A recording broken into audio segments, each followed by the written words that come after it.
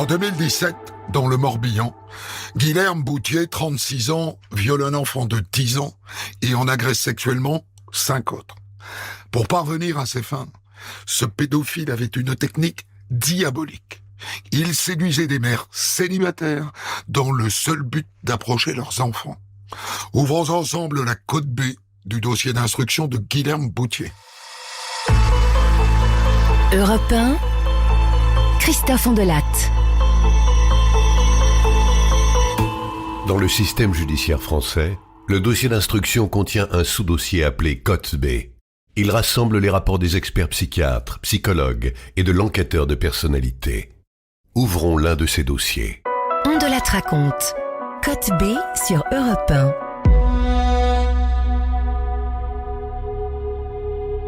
Moins de 15 ans.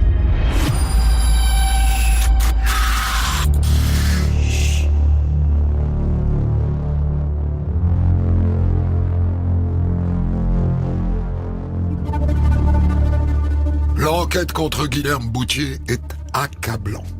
Les policiers identifient 5 autres enfants victimes, des gamins qui ont entre 2 ans et 11 ans. Et à chaque fois, le même mode opératoire.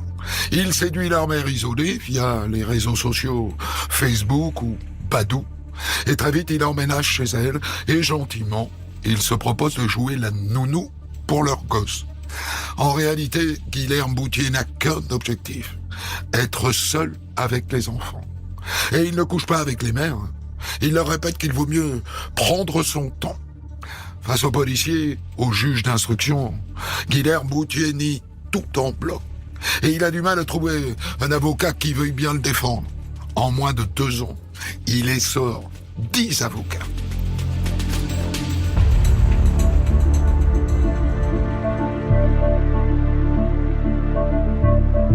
On cherche pas à savoir si c'est de la faute de l'avocat ou de la faute du justiciable, mais forcément ça nous met un petit peu la puce à l'oreille et on craint d'avoir une relation conflictuelle. Maître Sans Saber, avocat de Guilherme Boutier. Avoir de mauvaises relations ou avoir en tout cas un désaccord sur la stratégie de défense avec un avocat c'est possible, avec 2 avocats c'est possible. Quand on en arrive à une dizaine, effectivement, on se pose des questions sur l'entente qu'il a pu avoir avec ses avocats.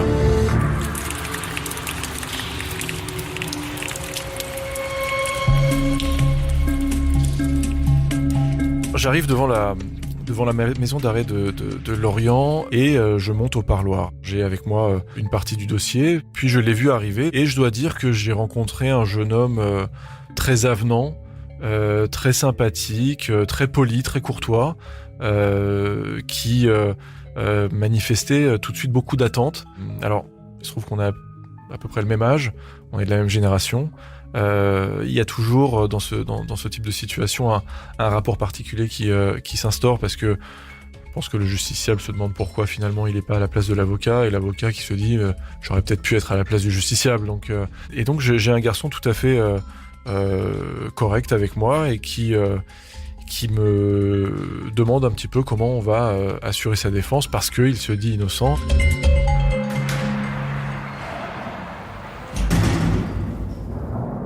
Maître, je veux que vous soyez mon avocat. Je suis sûr que vous pouvez me sortir de là. Je suis innocent, j'ai rien fait à ces gamins, moi. Je veux sortir de prison. Les autres avocats, ils m'ont pas beaucoup aidé. Hein. Mais pour cela, monsieur Boutier, il faut que vous me donniez des éléments qui vous innocentent. Mais j'ai rien fait. Je peux pas vous en dire plus, moi.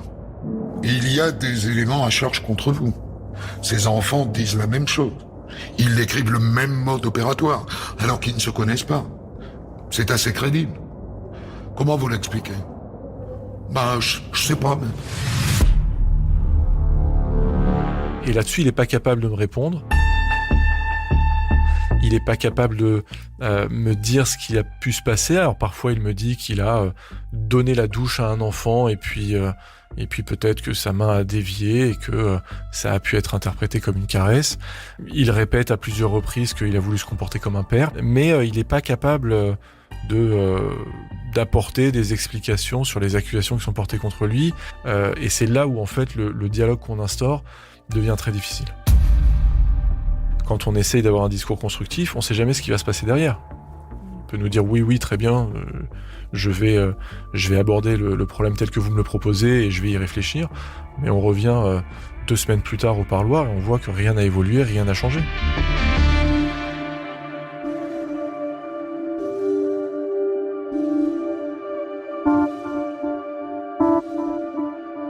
Code B75. Examen psychiatrique du docteur Guy Roy.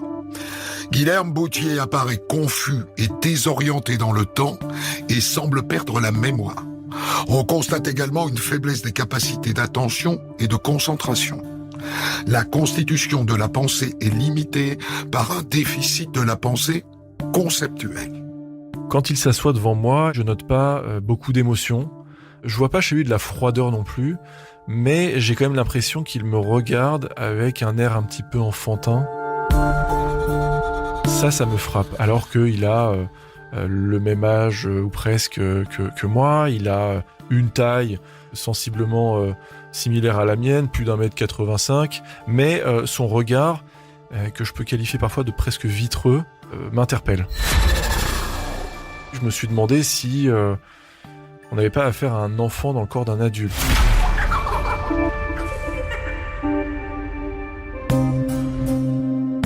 Parce qu'il me dit que dans ses ambitions, dans ses rêves, il souhaite être astronome, il souhaite être paléontologue, il aime les dinosaures. Il me dit aussi qu'il est ufologue, c'est-à-dire que les ovnis l'intéressent. Et puis il me dit même qu'il a dessiné des ovnis qui ont été repérés dans le ciel. Il se trouve qu'il avait un dossier à élastique sous le bras. Et là, je vois des dessins qui ressemblent à des formes géométriques. Et je sens qu'il n'est pas en phase avec la réalité et avec la maturité qui devrait être la sienne.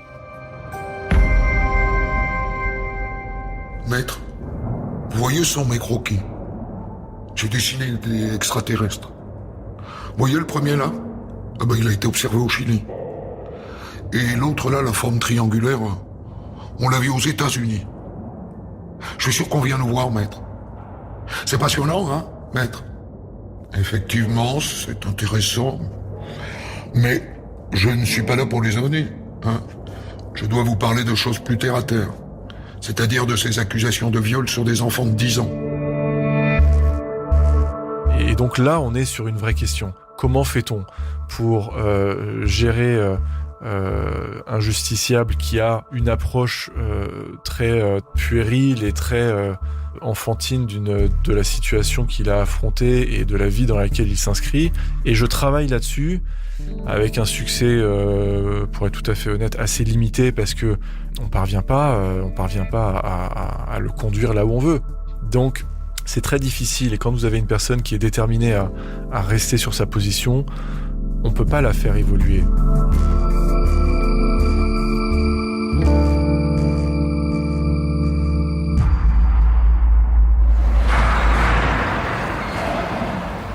Code B12. Expertise psychologique de Véronique Skavenek. Très rapidement, Monsieur Bautier mentionne le fait d'être blessé de l'intérieur par les accusations portées à son encontre. Il remet en cause le travail de l'expert psychiatre, indiquant avoir demandé une contre-expertise.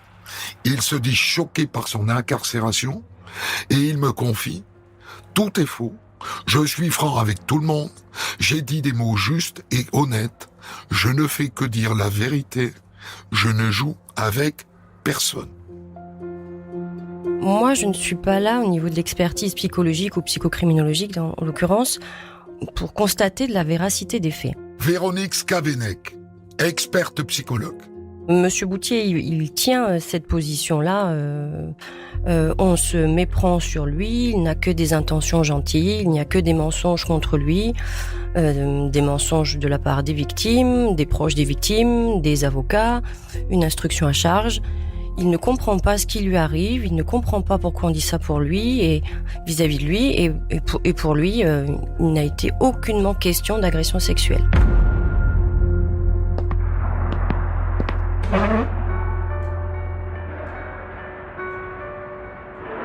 C'est un homme assez grand, mince, brun, les yeux clairs, qui se tient un peu voûté, qui a tendance à regarder un peu par terre. Il est plutôt inhibé, il est plutôt main sur ses cuisses, serrer ses mains au-dessus de ses jambes.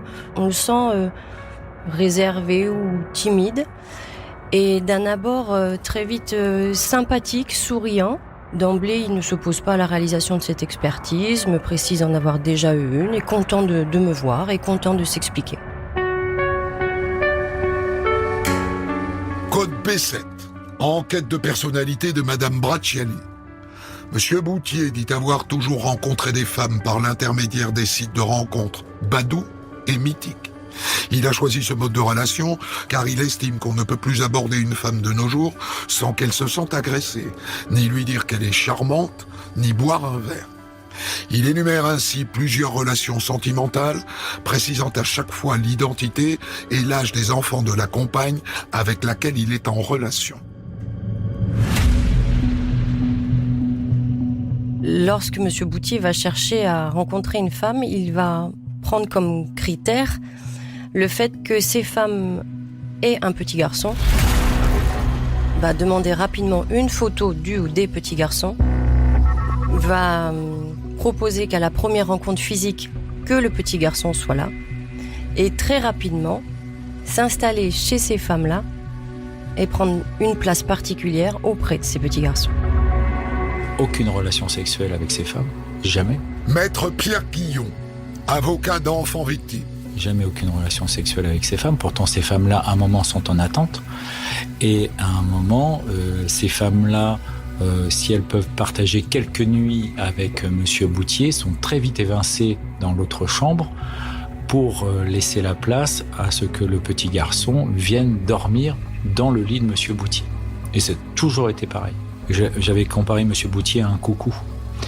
Le principe du coucou, c'est qu'il prend le nid des autres. C'est-à-dire qu'à un moment, le nid, c'est la maman, et qu'il éjecte la maman pour faire le nid et mettre l'enfant dedans.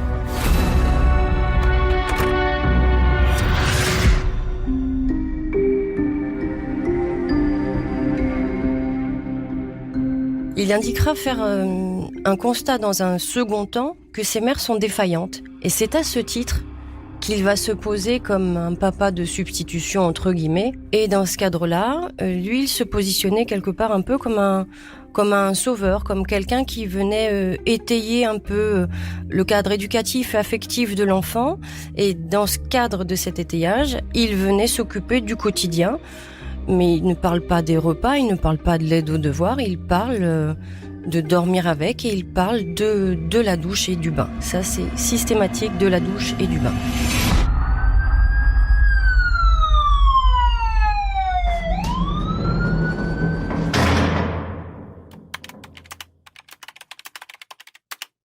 Bien, Monsieur Boutier. Lors de la douche de Jordan, qui nettoyait le sexe? Mais c'est moi, je lui mettais du gel douche sur le corps, le sexe, et puis je le sortais du bain, je le séchais. De quelle manière nettoyez-vous le sexe de Jordan? Normalement, en frottant dessus. Où était sa mère pendant ce temps? Dans le salon. Pour quelle raison c'était vous qui donniez sa douche? Mais c'était pour lui faire plaisir, il me demandait de le laver, c'est lui qui voulait que ce soit moi. Et Jordan, il dormait seul? Non, il dormait avec moi. C'est lui, il voulait dormir avec moi. Monsieur Boutier, il va mettre le focus tout le temps sur l'autre. Je veux dire par là que c'est l'autre qui va être instigateur d'une demande et lui, il va s'adapter. Il va sans cesse se présenter comme quelqu'un qui aime les enfants, qui en prend soin et mettre les enfants acteurs. Ce n'est pas lui qui a donné le bain, c'est les enfants qui ont demandé à ce qu'il donne le bain. Ce n'est pas lui qui proposait aux enfants de dormir avec lui, c'est les enfants qui insistaient pour dormir avec lui. Il va minimiser ses gestes quand il va évoquer le fait d'avoir pu nettoyer les fesses ou le sexe de l'enfant. Il va rajouter vite fait. Il va dire je passais par là, mais il ne va pas dire qu'il a insisté sur ces zones-là. Et il ne va pas parler non plus d'avoir nettoyé le torse, d'avoir nettoyé les jambes, d'avoir donné le shampoing. Il va systématiquement dire oui, j'ai dû laver ses fesses, oui, je suis passé vite fait sur son zizi ou son sexe, c'est normal.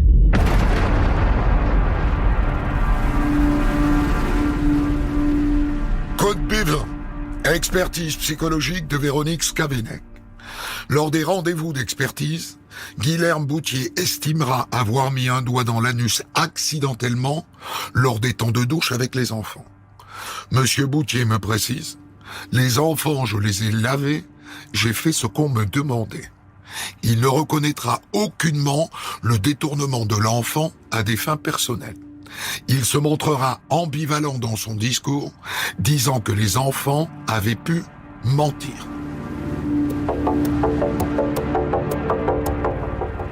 Il n'y a aucun enfant qui a demandé à Monsieur Boutier de le laver. Il n'y avait pas ce rapport. Il n'y avait aucun enfant qui était dans un rapport de proximité avec Monsieur Boutier. C'est Monsieur Boutier qui s'imaginait qu'il était dans un rapport de proximité. Il est dans la négation de tout. Lui, il est dans la négation de son âge. Il est dans la négation du fait d'être d'un adulte, d'être responsable. Et je pense qu'à un moment, il voulait être un enfant, comme un enfant de jeu, mais avec une sexualité d'adulte. C'est ça aussi, ça le problème. C'est souvent le problème des pédophiles. Hein. C'est que ce sont des gens évidemment adultes, immatures sexuellement pour tas de raisons. Les raisons familiales chez Monsieur Boutier peuvent s'expliquer aussi sur le passage à l'acte, et qui balancent leur sexualité à des enfants évidemment qui n'ont rien demandé. Code B3. Enquête de personnalité de Madame Bracciali. Monsieur Boutier est le troisième d'une fratrie de 6 enfants. Son père est un ancien légionnaire, sa mère est retraitée aide-soignante. Il estime avoir reçu une bonne éducation, même s'il précise avoir été élevé au Martinet par une mère sévère et un père qui ne s'occupait pas de ses enfants. Monsieur Boutier admet avoir été un enfant dissipé, hyper nerveux, qui faisait beaucoup de bêtises.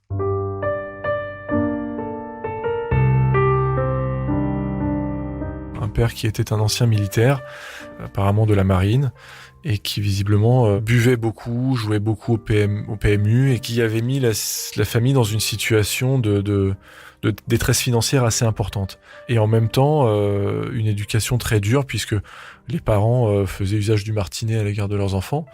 Donc un mélange de discipline de fer et de défaillance totale, ce qui a pu les conduire, et lui en particulier, à être complètement égaré. Un garçon qui n'a pas de repères.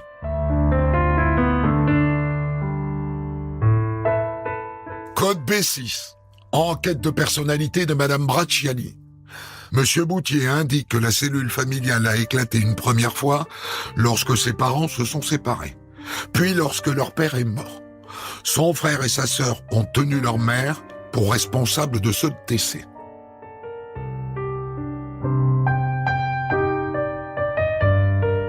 Il y a une mère que je pense que Freud qualifierait de castratrice. C'est-à-dire que c'est une mère qui fait une dénégation à la masculinité, notamment pour son dernier fils, en disant que c'est son chouchou, qu'ils avaient un rapport fusionnel. Et d'ailleurs, quand je vais en prison de temps en temps à Pleumeur, elle venait régulièrement et c'était un peu son chouchou d'amour. Quand on a 2-3 ans, ça va, mais quand on en a plus d'une trentaine, ça pose quand même question. Et qui n'a pas permis, en tout cas pour son rôle maternel, à Monsieur Boutier d'accéder à l'interdit et puis aux relations sexuelles entre adultes, je pense. Tout ce qu'on voit, c'est cette espèce de relation fusionnelle avec sa mère. Et ce qui va interpeller, c'est le soin du corps que faisait sa mère, notamment avec cette histoire de bain ou de douche qu'elle a donné à son fils jusqu'à presque 10 ans. Le fait que le père n'a pas pu avoir de place, ou n'a pas pris sa place, ou que la mère ait pris trop de place et que le père n'ait pas pu en avoir une, ça a déstabilisé les mécanismes de défense qu'on a depuis tout petit, qui sont l'empathie et la culpabilité. Ces deux facultés-là sont très très défaillantes dans la personnalité de Monsieur. Dès l'âge de 15 ans, Guilherme Boutier se met à boire et à fumer des pétards. Il ne va plus à l'école. Il ne trouve aucun emploi stable. Il vivote en se lançant comme auto-entrepreneur dans l'informatique. C'est un anorexique du travail. La seule chose qui l'intéresse, lui et ses désirs sexuels, lui et ses pulsions pédophiles. Ce monsieur est autocentré. C'est-à-dire que l'autre n'a pas d'existence. C'est le propre de la perversité. L'autre n'existe pas et on peut jouir de la souffrance des autres. Les enfants sont des objets. Ce sont des objets sexuels. C'est tout. D'emblée, au moment de l'expertise, ce dont il va me parler, c'est de la souffrance qu'il a en détention, de l'horreur, des propos qui sont tenus à son encontre, de vraiment sa propre personne, mais absolument pas de l'incidence qu'il peut y avoir pour les enfants, ou absolument pas de propos concernant les autres. Tout tourne autour de lui. Et dans ses rapports qu'il a avec les enfants, comme l'empathie fonctionne pas bien, il prend pas bien en compte la dimension de l'autre en tant que sujet. Du coup, l'autre est rendu à une position d'objet, et d'objet qu'il va utiliser au service de sa jouissance. Code B20. Expertise psychologique de Véronique Scavenec. La personnalité de Guilherme Boutier apparaît sous une forme narcissique. Son propre désir importe avant tout le reste. Il ne semble pas faire le lien entre son geste, qu'il qualifie d'accidentel, et le cri de douleur de l'enfant, qu'il considère à minima.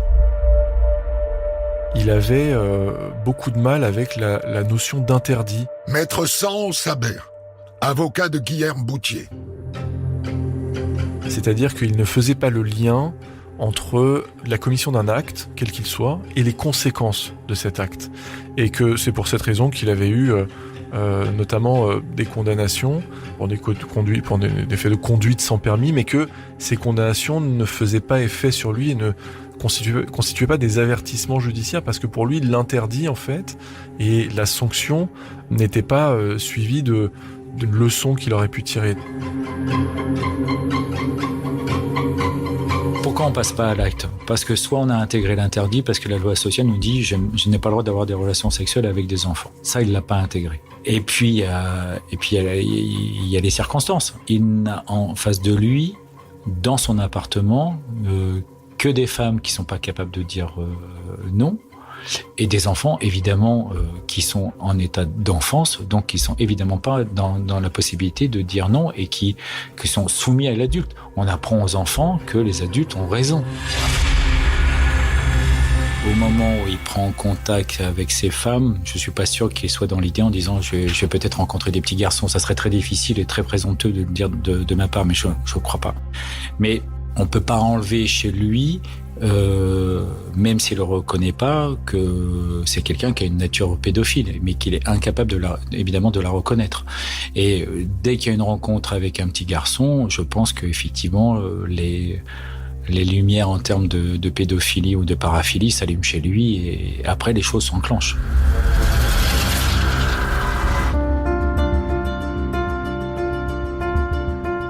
Code B21. Expertise psychologique de Véronique Scavenec.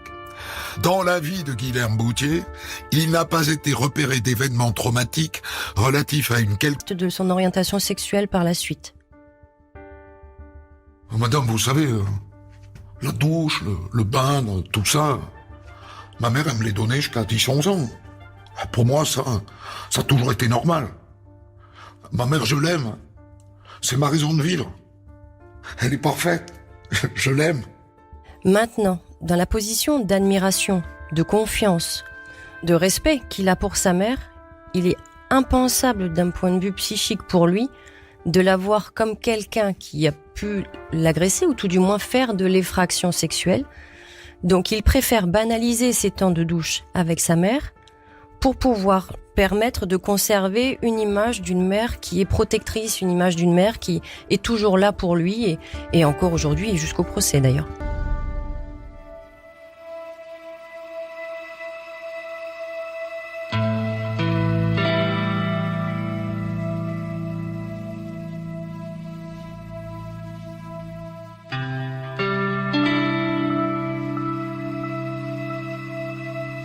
Quatre ans après son incarcération, Guilherme Boutier est jugé pour le viol de Jordan, 10 ans, et l'agression sexuelle des 5 enfants par la cour d'assises de Lorient dans le Morbihan.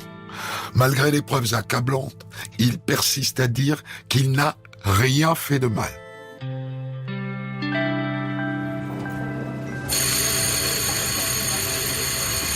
La cour!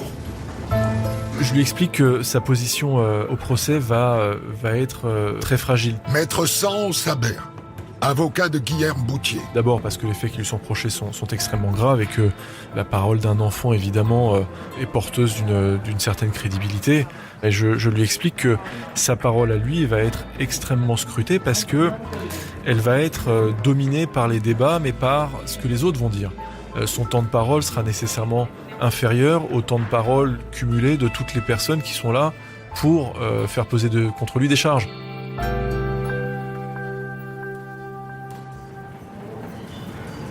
Monsieur Boutier, nous aimerions vous entendre. Qu'avez-vous à dire sur les faits qui vous sont reprochés? Moi, je sais pas, monsieur le président. Je sais pas ce que je fais là. Je n'ai rien fait. Je suis innocent.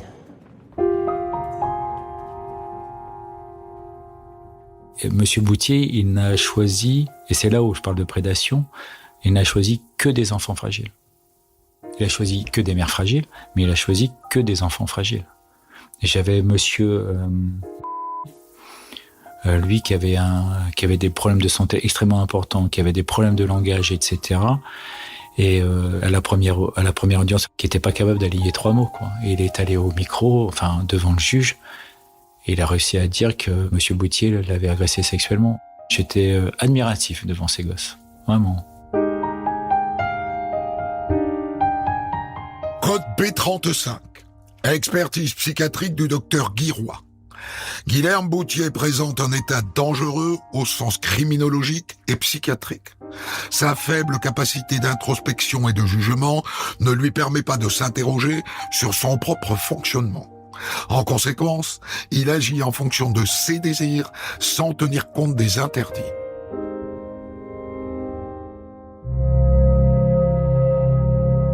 Le problème de monsieur Boutier, c'est que comme il avait entrepris aucun travail, ce monsieur ressort. Il y a un risque, enfin les psys l'ont dit, qu'il y avait un risque de réitération, quoi. C'est évident, la preuve, il était capable en incarcération d'écrire à des petits garçons. Donc ce monsieur-là, il ne peut pas sortir dans ces conditions. Là, il y a un vrai travail de protection qui doit être fait vis-à-vis des jeunes, quoi. Parce que dehors, vous pouvez pas toujours maîtriser quelqu'un. À un moment, il va ressortir, ce monsieur.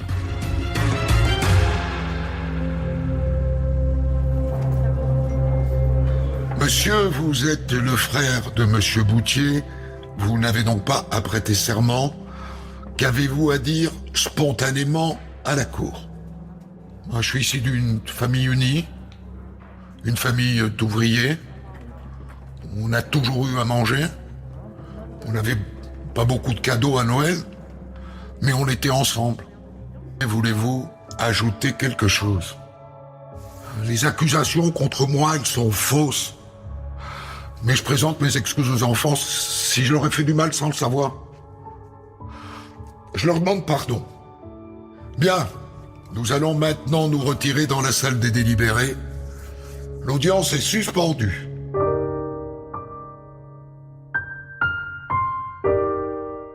Je suis évidemment marqué par ce procès et j'ai à l'esprit la frustration que nous avons tous eue avant le verdict. On s'était retrouvés, on avait pris sur le port de Vannes, qui est pas très loin du palais de justice, on avait pris un verre avec les avocats des parties civiles et avec l'avocat général qui était venu. Et effectivement, on a eu cet échange disant que on était tous très frustrés parce que on sentait que chez lui, il y avait une humanité, il y avait un désir de protection certainement de lui-même, de sa famille, parce qu'il ne voulait jamais en dire du mal, alors que on sait très bien que ça a pu être très très dur dans son enfance. Et il y a une certaine frustration parce qu'on pense que il pouvait apporter des réponses, il pouvait apporter des explications pour sa propre défense, évidemment, mais aussi pour éclairer les victimes sur les raisons de son comportement à leur égard. Il est parti avec son secret, il est parti avec sa propre vérité, celle dont il s'est certainement convaincu.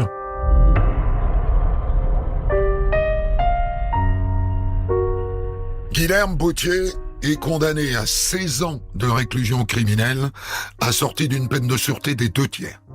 À sa sortie, il lui sera interdit d'exercer une activité en lien avec des mineurs. Je ne crois pas toujours à l'effet catharsis pour les victimes, parce qu'un procès ne répare pas forcément. Mais monsieur, ça a été un vrai effet catharsis. C'est-à-dire qu'il a été fier de pouvoir dire en appel ce qu'il a subi. D'ailleurs, il est revenu me voir. Il m'a fait un cadeau que j'ai toujours. Il m'a offert ça. Ce sont des gavots, des crêpes dentelles saveur caramel. Et il est venu, il m'a remis ça en pleurant, avec son éducateur, pour me dire qu'il avait payé ça avec son argent de poche. Et il était fier de dire « je les ai achetés pour vous ». J'étais totalement ému, moi. Il avait déjà des problèmes avec le tribunal pour enfants parce qu'il était violent, il avait fait quelques bêtises. Et là, apparemment, il est reparti plutôt sur de bonnes bases, quoi. Ah bah, le rôle d'avocat, des fois, il est chouette, ouais. Ah ouais. Ah oui, carrément. Ah ouais, non, mais je jetterai jamais mon paquet. Jamais.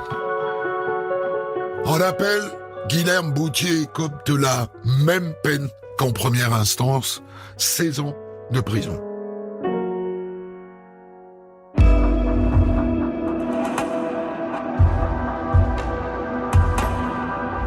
Et c'est ainsi que se termine ce numéro d'On de la raconte format Code B. Rédaction en chef assurée par Guillaume Maury. Enquête aujourd'hui de Vincent Deby. Réalisation Célestin Muller. Retrouvez On de la raconte Code B tous les vendredis et samedis dès 6h sur votre plateforme de podcast.